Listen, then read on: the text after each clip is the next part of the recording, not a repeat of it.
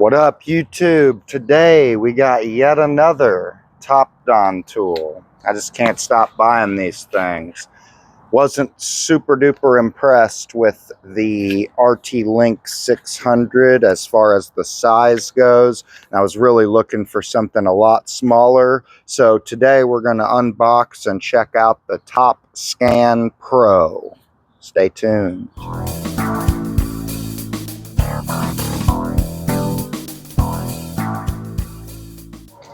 All right, here it is, the TopScan Pro. This is the size that I was looking for. You know, probably should have bought this to begin with, but that's all right. Let's go ahead and open it up. I actually got to go do an inspection right now, so this will be nice to have for that, if I can get the dang thing open. But I didn't want to miss the opportunity to video the unboxing. So this is it here. A little owner's manual. Okay. Quick user guide. I'm pretty sure this thing works with some sort of an app. So, but yeah, I mean, it is very, very similar in size to the dongle that works with the Phoenix Lite 2. And then it looks like you can charge it up right here. And then it looks like it's got, it looks like it's got a vehicle connection light, a power light, and a Bluetooth light.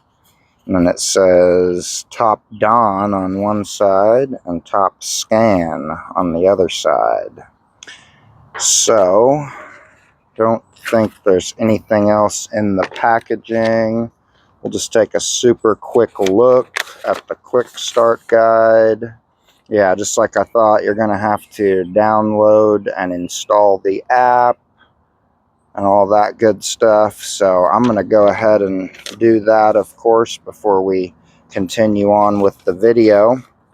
But I will probably go ahead and do my inspection first with this guy, and then we will continue with the video when I get back home. Another thing I want to mention, for those of you who may be interested in picking one of these up, this thing on my Topdon Phoenix Lite 2 dongle eventually broke off, and it still totally works just fine, but I would imagine that I will likely have a similar issue with this. Hopefully not, though.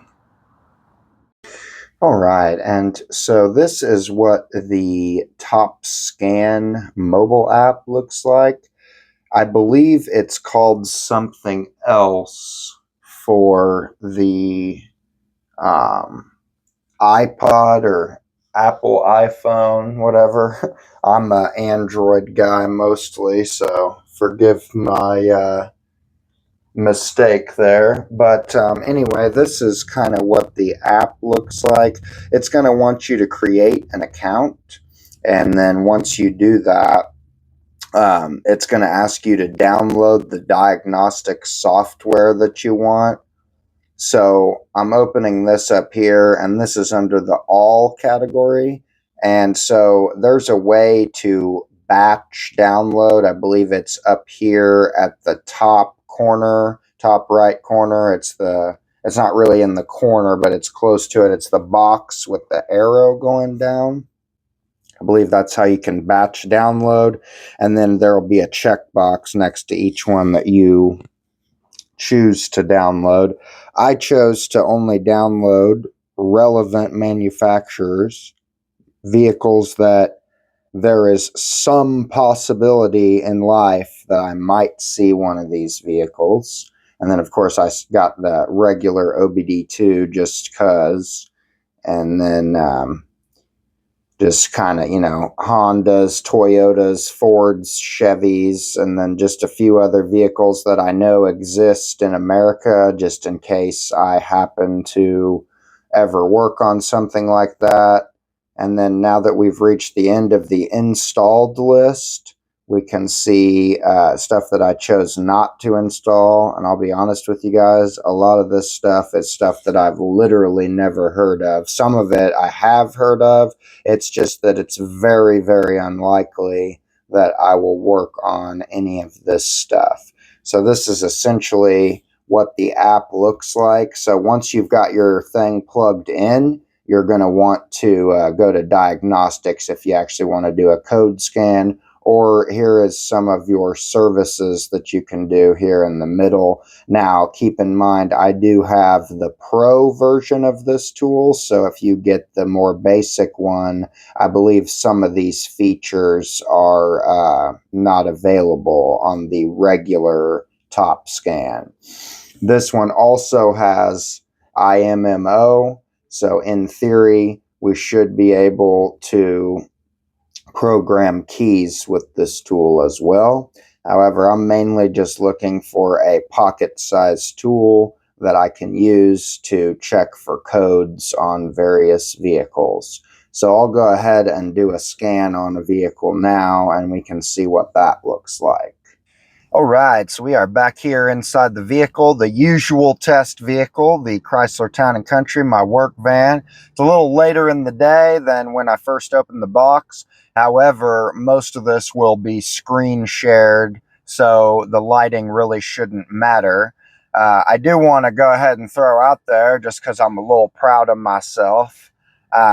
This video is going to have two things that I've never done before. One, I got, which I don't know if you can see that too well, I got a Bluetooth microphone. So instead of just hearing the audio through my phone's microphone, I'm going to try to start using this mic more often, and hopefully that'll improve the quality. I've had a microphone for a while, but it's the one that only will mount to a tripod, and you know, most of the stuff I'm doing, I'm having to actually like put my phone down in there to kind of show you guys what I'm doing. So that type of microphone just wasn't really going to work. So I'm happy that I got one of these mics. And then also, I've never done anything with screen recording before, and I finally figured out how to do that, and it's actually a hell of a lot easier than I thought it was going to be. There's literally a setting in my phone already built in where I can do that. So I probably would have done some of that depending on what we were making a video about a while back, but I just now kind of learned how to do it. So anyway, my tangent on that is over on the new microphone and learning how to screen record. Our YouTube videos are getting upgraded. So now let's go ahead and plug this into the vehicle and we'll get a scan done with this tool. All right, so on the 2006 Town & Country, the hood pop lever is there, and then we've got our OBD2 right here. Trying to hold a camera and do this at the same time, so sorry if kind of blocking your view there. And then our Bluetooth light's going to come on. So now we'll go ahead and turn the key to the on position, and then we'll go ahead and load up our app. All right, so here we are back on the TopScan app. We're going to hit diagnostic, and then we're going to scroll down. This is, of course, a Chrysler. And we're going to have it automatically scan the vehicle. We're going to go down here on the bottom right corner, and we're going to hit read. And then that should read the VIN number. I will say that it's not the fastest tool that I've ever used. However, for the size of it, oops, I accidentally hit read again. I meant to hit confirm. Sorry about that, guys. But for the size of it, it is well worth the extra few seconds that it may take to load up. So I hit confirm. Because, yeah, that RT-Link 600 for, I don't know, maybe I'm just complaining too much, but really when I'm walking in to do these inspections that I've been doing, I'm trying to come in as light as possible. I don't want to have to carry a whole bunch of stuff with me. So the more I can accomplish with just my phone, the better. So now we finally have the VIN decoded. I'm going to hit confirm, and then I'm going to hit auto scan. And then that's going to pull up all of our modules here that we can scan. This is very, very similar to like a phone version of the Phoenix Lite 2. However, I'm sure that the Phoenix Lite 2 is a significantly more advanced and powerful tool than this one. So you can choose an individual module by clicking on it, or you can just go down to the bottom and scan the entire vehicle. So we'll just do that. I used this on one other vehicle and did a full scan on it earlier, and it worked out all right. It actually seemed to do the full scan quicker than it did on the, loading up. And I guess I'm going to pause this real quick, actually, because I think I screwed up. We're going to hit back. Yes. Now I'm going to... Oh, I guess I did have it. Never mind, guys. I'm an idiot. I thought I didn't have the key turned on, but apparently I did. That was my fault. So we're going to scan it again. We'll just let it do its thing. It's going to go down all these modules. Hopefully it'll do so with relative speed.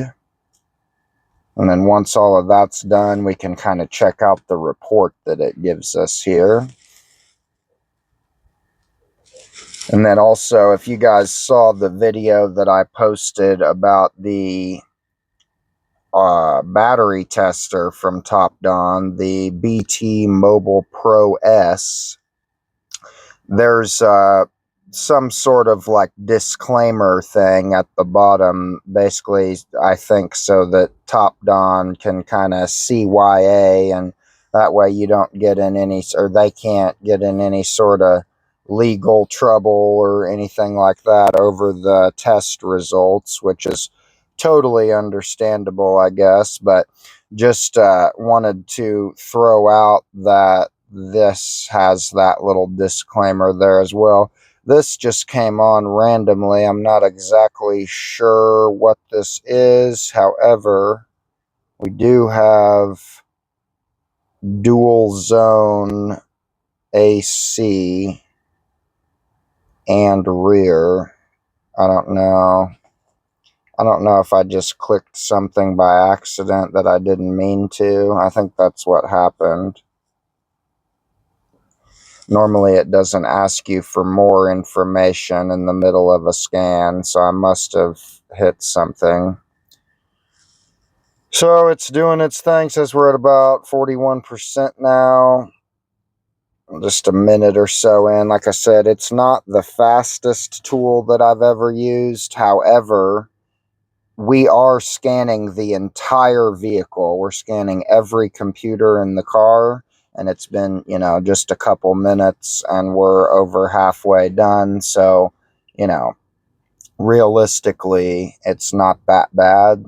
Even if you were going to use this as a flat rate mechanic, it's really not too long of a wait, because you could set your phone down and go do other things. And of course, if we just wanted to check PCM to get check engine light codes, we would have been done already. I just kind of wanted to show you the full extent of the scan. That's very interesting. It wants me to turn the radio on. I have turned the radio on. Very interesting. So maybe I didn't hit something by accident just a second ago. When I used this earlier on the other vehicle as a Nissan Pathfinder, I think it was like a 2018 or something, it didn't ask me for any additional info. So anyway, we'll go here to report, and then it wants me to hit confirm. And then it says a bunch of stuff about your vehicle, the time and date of the diagnostic, software version, and all that stuff. 19 items were scanned. 10 of them were detected with DTCs. Altogether, 10 DTCs were found. Blah, blah, blah. And then it kind of shows you the computers that it saw faults in. And then, of course, it will go down and show the actual faults. the AC clutch relay circuit is on because my compressor literally failed just a few days ago and it was making a horrible noise, and it's kind of hard to reach down there and unplug the compressor, so I just pulled the relay out so it would stop making noise. And then a lot of these other codes are relatively minor or things that I'm already well aware of.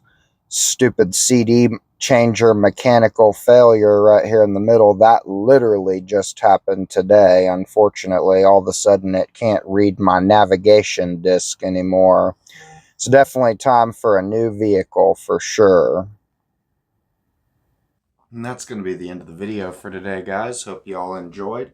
Pretty happy with the way this particular video turned out overall, just because I have the microphone now. This one's actually being recorded from my original mic that is on the tripod here at my desk. Both mics seem to work out all right. I noticed in the clip there was a little static when I was filming on one of them, so I do apologize for that. Hopefully that was just some noise and not the mic itself. But anyway, overall, I think that the Topdon TopScan is definitely going to be a good tool overall. I guess that was upside down, huh? But I think this is definitely going to be a good tool overall. It's a lot smaller, a lot more compact, and a lot better for just retrieving codes. If you're looking for a compact scan tool and you already kind of have a Topdon setup like I do, I would strongly recommend this particular tool. You can also do a lot more stuff than just what I showed in the video, and perhaps we can go over some of that at a future date. But, excuse me, I did want to show at least a full scan on it and kind of what that looks like for you guys. Anyways, the pricing on it was about $100 for the Pro model, and I think it's like $60 for the base model. So I would probably recommend just getting the Pro. That way you get the full features, but that was just kind of my thoughts on that. Anyway, please leave a like and a comment below. It helps the YouTube algorithm know that we're putting out good videos over here. Also, if you haven't already, please consider subscribing to the channel because I'm trying to hit 3,000 subs by the end of 2024. If you could help me with that, I would greatly appreciate it. Otherwise, stay tuned for many more awesome videos on the Andy's Auto YouTube channel. I'm Andy, signing off.